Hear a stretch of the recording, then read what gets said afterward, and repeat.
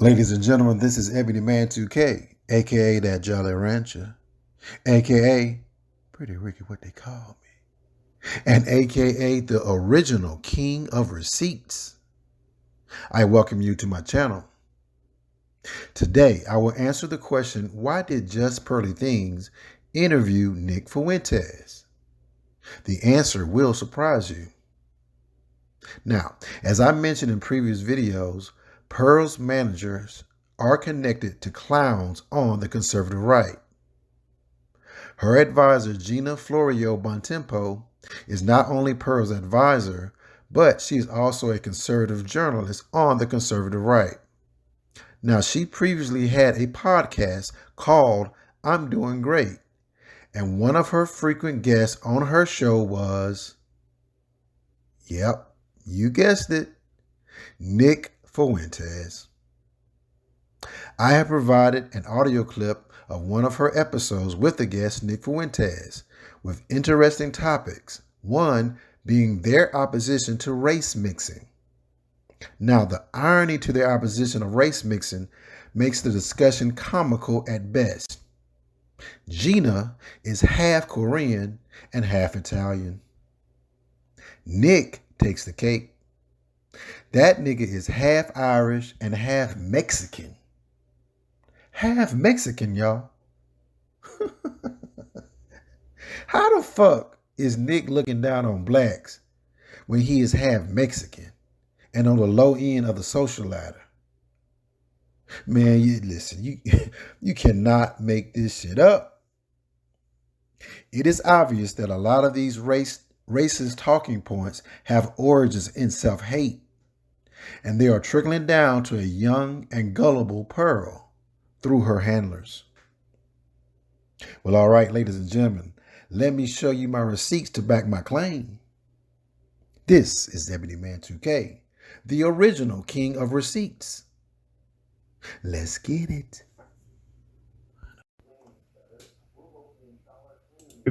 Another episode of the I'm Doing Great podcast with myself, Mike, and our co-host Gina. We have a very, very special person in the studio today. Someone that everybody was telling us to get, and then after this, begging to have him on. Yes, and then after this episode, they'll all leave. They'll all unsubscribe. Especially the women. No interest left in the channel unless this guy's on every day. Gina, why don't you introduce him? He's a bright young man, I think, who has been ignored and intentionally ostracized by many conservatives. I've always been confused as to why. I don't watch his live streams, but I've seen a lot of clips, and I'm very intrigued by this guest and a lot of what he has to say. And I think that he has been painted in an unfair light in the conservative movement, especially. I mean, obviously leftists hate him, but I find it very curious and interesting that most conservatives, obviously they're all mainstream conservatives, they just refuse to have him on their show, and they refuse to listen to him, and they call him Nazi, sexist, misogynist, and they use all the same tactics that leftists use towards him. But like I said, I think he has a lot of interesting things to say, and he is, of course, the Rosa Parks of the young generation of America. Everybody, Nick Fuentes, thank you for coming on the show. Hi, yeah, thank you for having me. I'm excited to be here. Yeah, it worked out great. So you were driving up from Florida, right, where you had AFPAC? That's right, yeah, Okay. Driving up from Orlando to Chicago. Yeah, and before we get into AFPAC, for those of you who don't know, Nick is on a no-fly list. That's right, yeah, so I can't board an airplane in America, so I just have to drive everywhere now. Do they which give you sucks. like a cool little certificate or something that at least you could frame? No, yeah, that's the thing. I didn't even know I was on it until I went to the airport, and then they told me, yeah, you can't get on the plane today. Because I would do that. Right, yeah, so would frame I. it, Oh, but definitely. It's got to be an honor. Wait, Yeah. I forgot. What was the thing that got you put on the no-fly list? January 6th. Oh, that, of course. Yeah. Gina, Of can you course. just point the mic at your mouth? Is it up a little bit? No, it's just pointed off and to the left. Just point it at, like, turn the base and point it at your mouth. How's there you that? Go. There we Base. go. Better. Nice. Cool. Great. So it was January 6th. I remember that there were photos circulating. People were like, Nick Fuentes was here, but some of the photos weren't even of you. They were just of some lookalike. Yeah, and the guy didn't even look like me. It was a totally pixelated, like Right. low-res picture screenshot, actually, from a live stream, and he was wearing a different outfit. I was wearing a suit and like a long coat, and this guy had a beanie and a scarf and like a regular jacket. I'm like, But that's probably what did it, because that's what Right. triggered the investigation, as people said I was in there. Wait, but you were just there? Or they're saying you were just there, you had something to do with it, which is why you're on the no-fly list, or were you inside the Capitol? They were saying I was in the Capitol because of that picture, but I was outside. Oh, I was okay. on the lawn, so I never entered. You were never even in there. Mm-hmm. That's so bizarre. So this is why we joke and say that Nick is the Rosa Parks of the younger generation. Because before you got kicked off of Twitter, I was just telling you before we started rolling that probably my favorite tweet of yours was, well, I've got it worse than Rosa Parks because at least they let her on the bus, which I thought was great.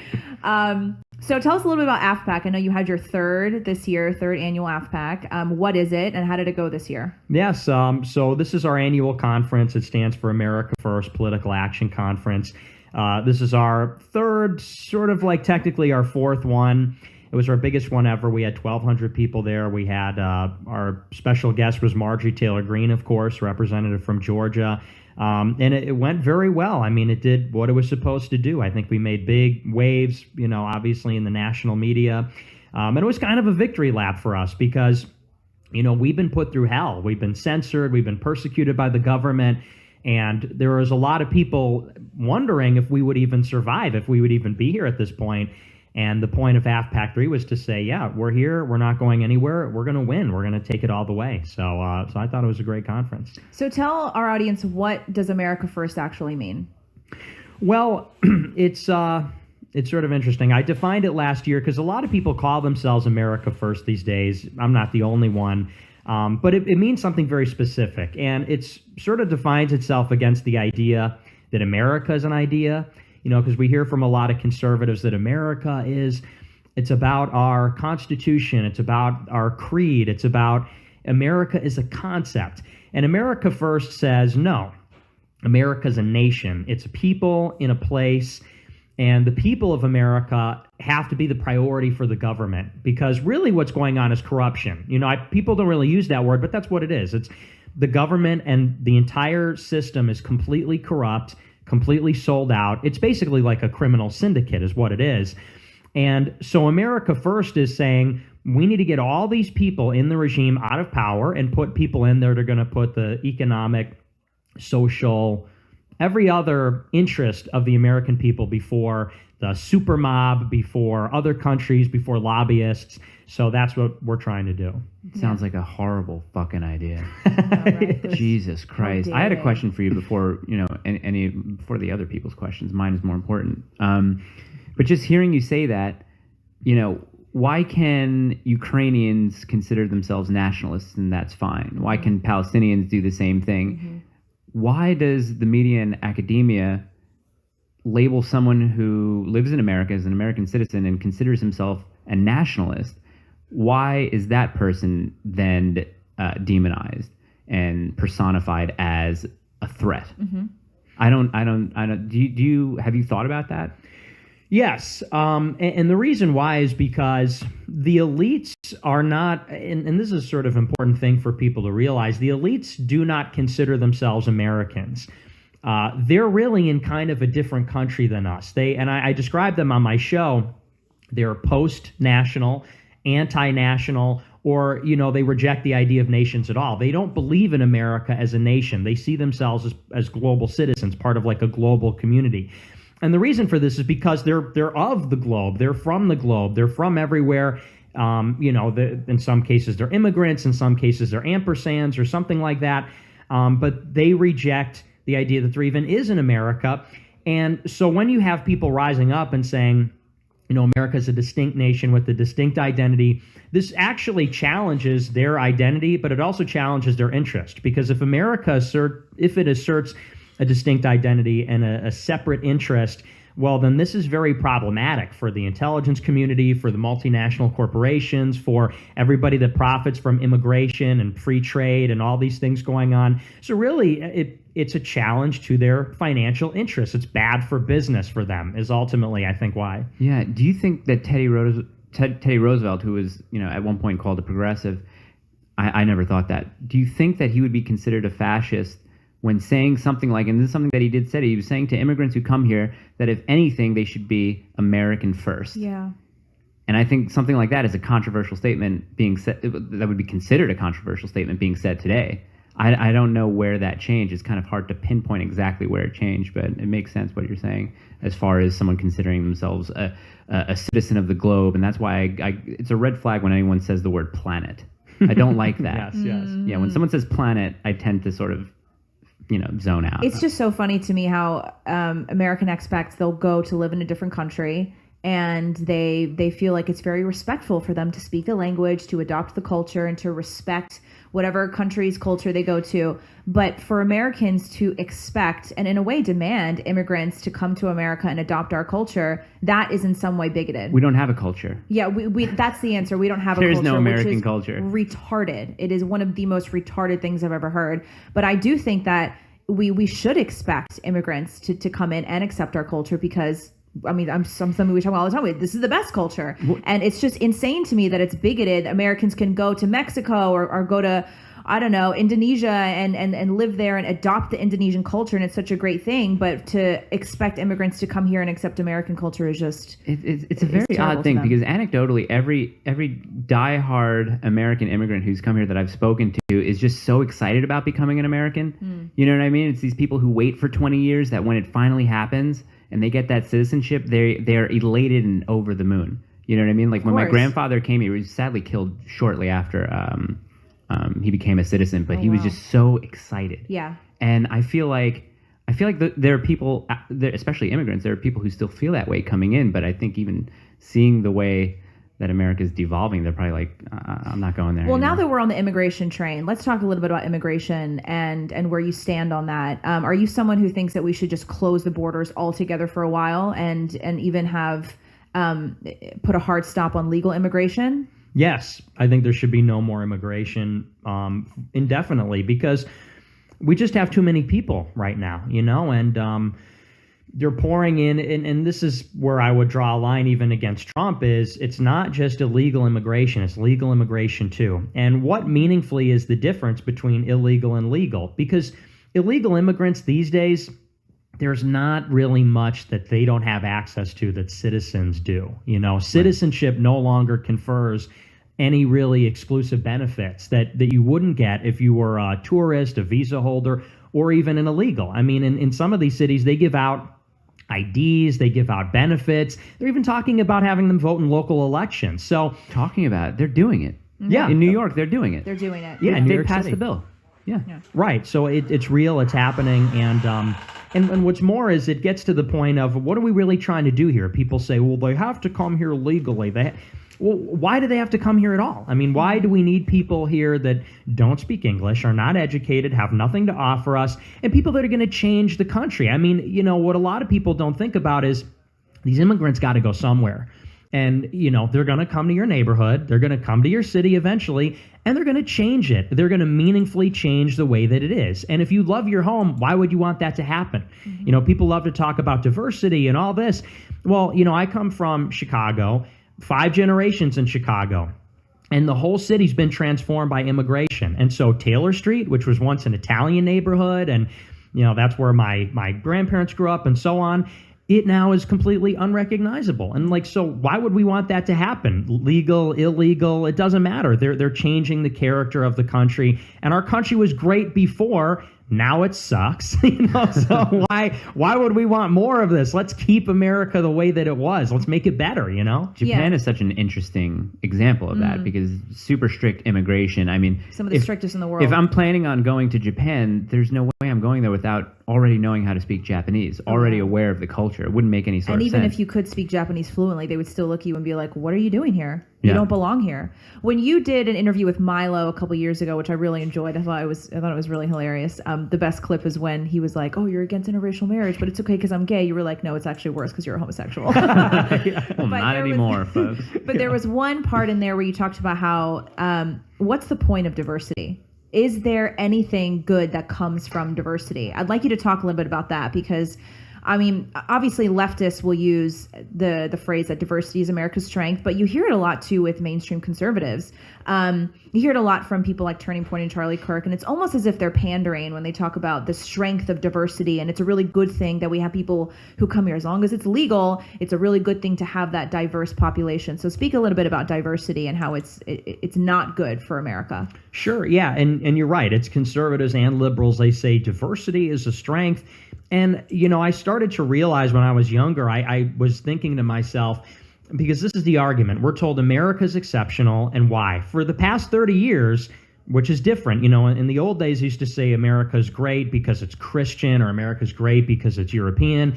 For the past 30 years, people have said, well, America's exceptional because we take the best and brightest from around the world, and we have diversity. And I would think to myself, what really are the tangible benefits of diversity? Some of the arguments they give is, well, Black or Hispanic people can give like a different perspective. And I'm thinking, like, what does that even mean? Mm-hmm. Because when you're trying to create a system, when you're trying to create any kind of organization, the more difference there is, and the more intense those differences are, the weaker and more dysfunctional and incoherent it makes the organization. So, if you were to have a neighborhood full of people that were all completely the same versus a neighborhood where people were completely different, they believed strongly in different gods, spoke different languages, had different races, tribes, the latter neighborhood would be constantly at war. Why would it be better to have constant exposure and dense populations living closely together where like one is Jewish and one is Muslim, and they hate each other, and one's Palestinian, one's Israeli, one's Albanian and Serbian, and they don't even speak the same language? How can anybody say that would make that neighborhood stronger or better and not like a total mess and a total disaster? So, if anything, it's the opposite. We want homogeneity where we can get it. We want coherence. We want a society where people are on the same page and they can get along together. Not a place where, it's schizophrenic, which is kind of like what we've created here. It's chaos. Well, it's like how leftists like to point to the Nordic countries, and they say, oh, well, the best system is in Norway, Denmark, where they have all these, the welfare state. And one of the reasons why people have no problem paying 60% taxes and establishing a welfare state is because of the homogeneity. They feel like everyone in their country and their neighbor is their brother because they're from the same place. I mean, of course, they also have a fraction of the population. It's like Denmark is a population of LA. But I mean, it also has to do with the fact that they are all from the same place. And so they really feel that brotherhood and that familial sort of feeling that America really, really lacks. So I see what you're saying, but I think a lot of people, they like to attack you and say, oh, well, so, what if there's a Muslim person or a person from Asia or somewhere that has adopted the American culture? Is that somebody that you don't want in America? And that's obviously not what you're saying. Right. And here's the thing. America can obviously have people that are different, but you almost have to sort of reframe the issue because they say, oh, what? You don't want immigration. What are you, racist or something?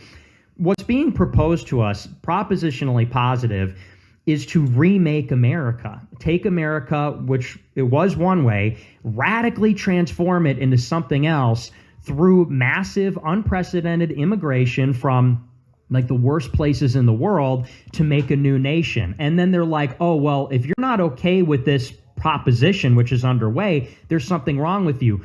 What are the arguments in favor of this? This is something that is underway. It's yet to be completed, but why don't we hear an argument from the proponents of diversity? Why is this better for me? Why is this better for America? It's always on us to say, well, oh, so these guys aren't American or this and that. And it's like, this is being done to our country. This is like a very radical transformation that is being imposed on us. And it's almost like we have to argue like why it shouldn't happen. Shouldn't they have to make the case for why it should happen? America was working. It wasn't broken. It seems to be getting worse. And yet, again, we're always on the defensive, always on the back foot, explaining why we should not have to have this happen to us. I think it should be on them to explain, what exactly is the benefit here. Can a proponent of that idea, could they possibly point to like Ellis Island in the early 1900s, like that sort of historical reference, or is there a little bit of nuance there because the country was completely different back then? And because I would assume the majority of those immigrants who came here, not immediately, but over time, pretty much assimilated as as Americans. I don't know.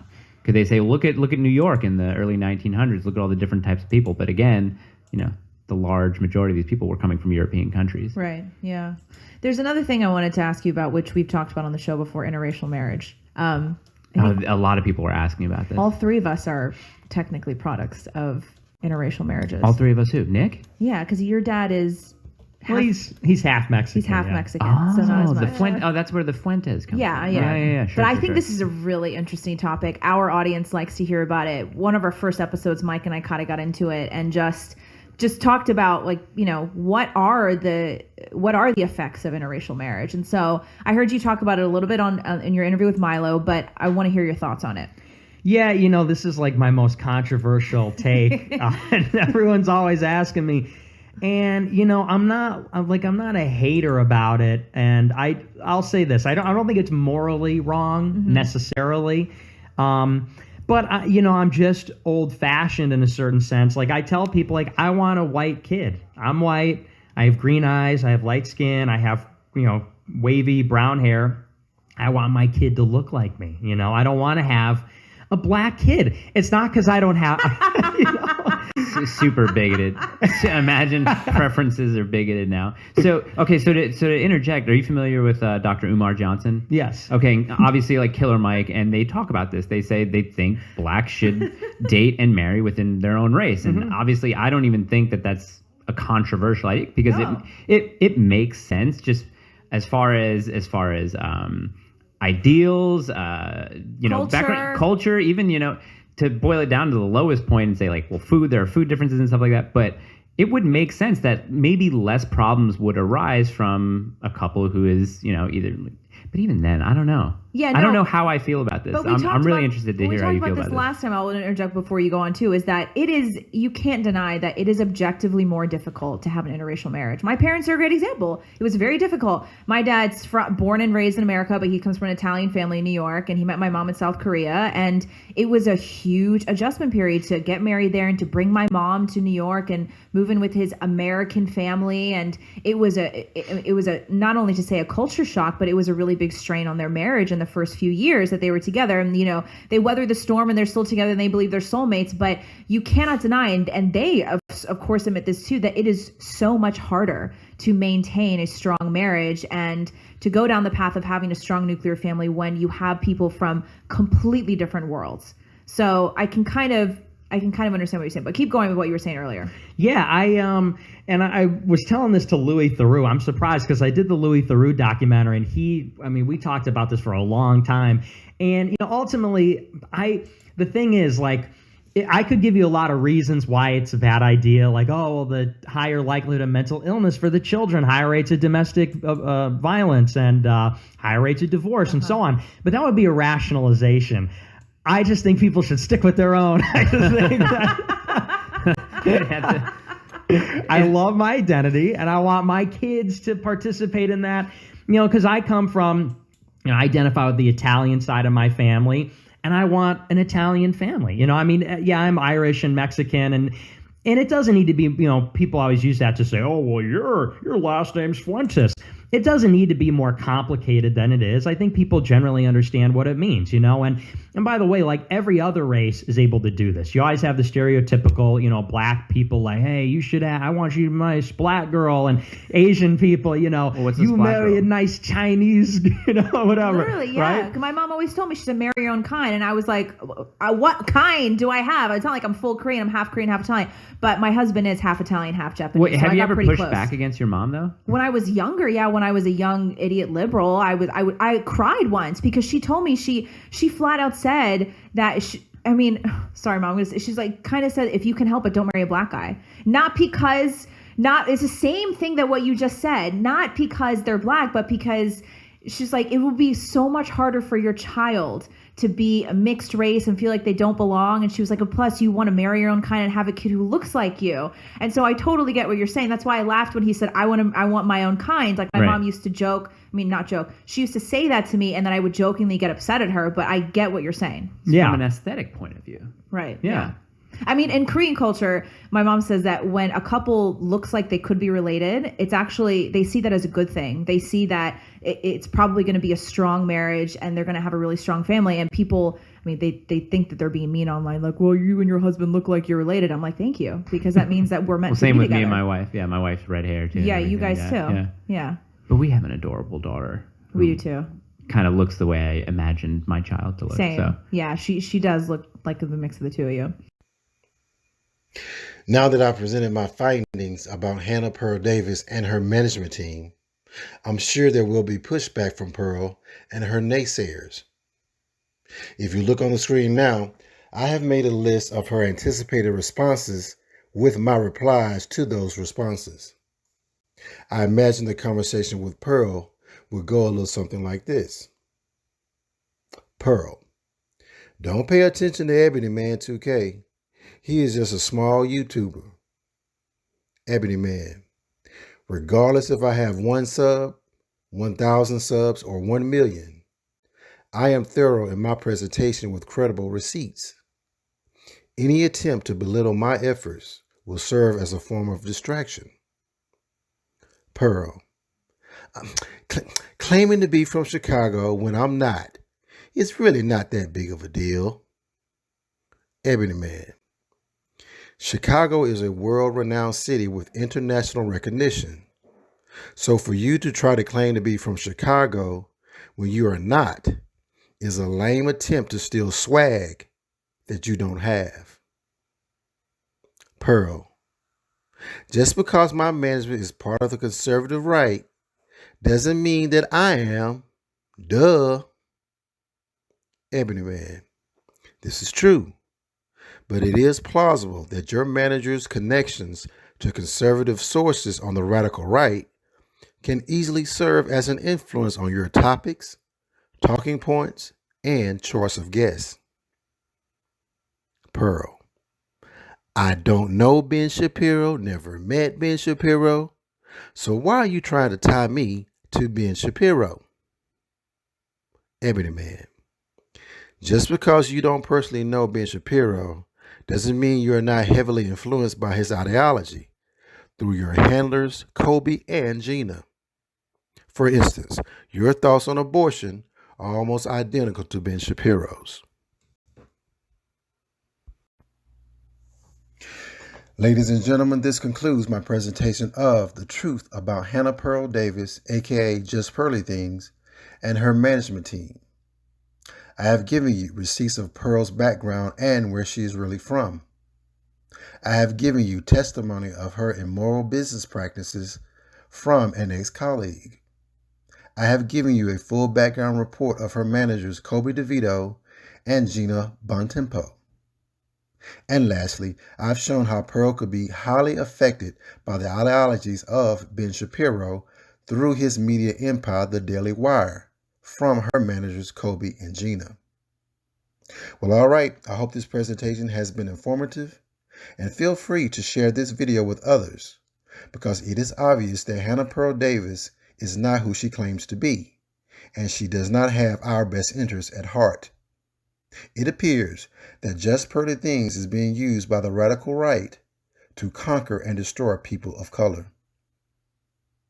This is Ebony Man 2K, the original king of receipts. Peace, and I'm out.